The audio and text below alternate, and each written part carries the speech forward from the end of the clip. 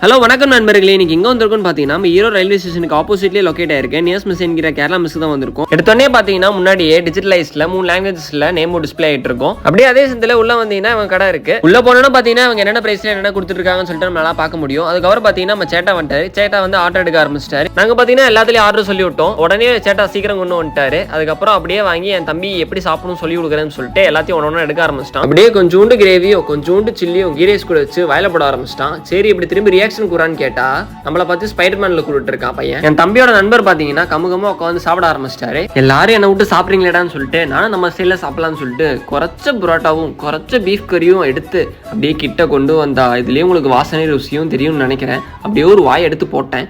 எப்பா அந்த ருசி இருக்கு ஏங்க அப்படி இருந்ததுங்க. சரி சாப்பிட்டு முடிச்சு தண்ணி குடிப்போன்னு பார்த்தா பீர் மாதிரி இருக்கு. என்னடா இதுன்னு பார்த்தா ஜீரக தண்ணி. ஒரு வழியா வயிறு முட்டை எல்லாத்தையும் அமுக்கி முடிச்சுட்டு ஃபைனலா பாத்தீங்கன்னா இப்படிதான் கடந்தது பிளேட் எல்லாம். சாப்பிட்டு முடிச்ச கையோட பில் எல்லாம் பே பண்ணிட்டு அங்கிருந்து கிளம்பிட்டோம். மறக்காம ட்ரை பண்ணி பாருங்க.